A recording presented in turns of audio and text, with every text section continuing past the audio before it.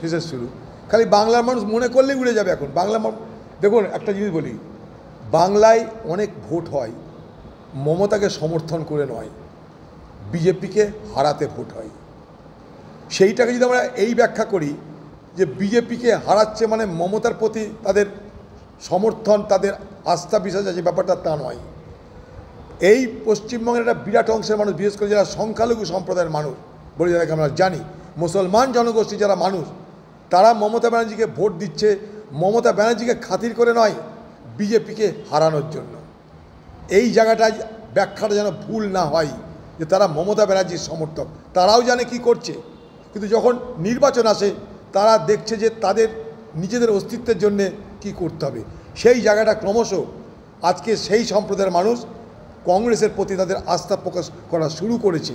আমি বলে দিলাম আপনাদেরকে, কারণ তারা বুঝছে এদের পাশাপাশি ধর্মনিরপেক্ষ শক্তিগুলোকে যদি মদত না দেওয়া হয় তাহলে বাংলার সমূহ বিপদ। তাই আগামী দিনে সেই মুসলমান সম্প্রদায়ের বড় অংশের মানুষ তারা কিন্তু কংগ্রেস বা বামের দিকে ঝোঁকার প্রবণতা তৈরি হচ্ছে। এটুকু বলে রাখলাম।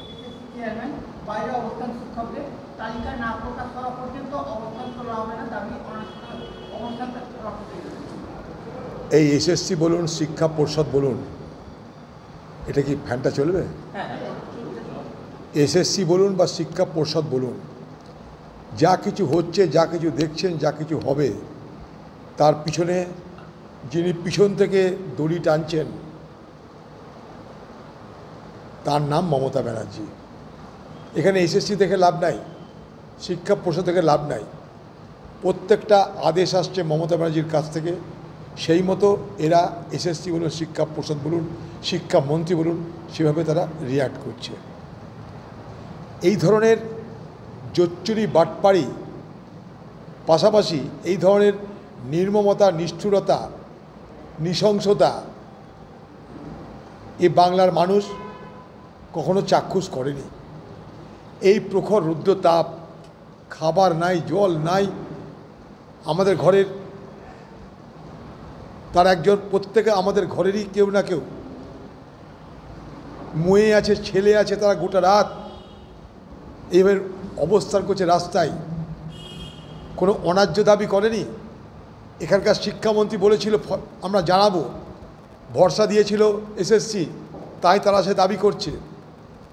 আর তাদের সঙ্গে এই চালাকি বাটপাড়ি বুজরুকি করেই চলেছে এই সরকার। নানা রকমের কথার মারপ্যাচ করে তারা শিক্ষকদের দাবি থেকে ক্রমশ নিজেরা সরে যাচ্ছে। কেউ শখ করে গোটা রাত বসে থাকে না রাস্তায়।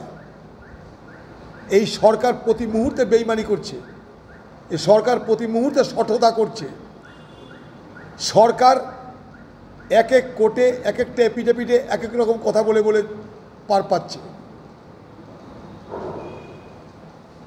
আজকে তাই সারা বাংলার মানুষ শিক্ষকদের দাবিকে সমর্থন করে। শিক্ষকদের যে দাবি সে সঠিক দাবি, তালিকা প্রকাশ করুক, কারণ সরকার মনে করলে তালিকা প্রকাশ করতে পারে। সব কিছু সরকারের ঘরে আছে, শুধু কিছু চোরকে বাঁচানোর জন্য, কিছু দুর্নীতিগ্রস্তকে বাঁচানোর জন্য প্রতি মুহূর্তে মিথ্যার আশ্রয় নিয়ে, চালাকির আশ্রয় নিয়ে এই সরকার মুখ্যমন্ত্রীর নেতৃত্বে বাংলার শিক্ষিত বেকার যুবকদের যারা চাকরি করতে করতে হঠাৎ করে চাকরিহীন হলো, তাদের সঙ্গে ধাপ্পা মারছে, চালাকি করছে, বেইমানি করছে।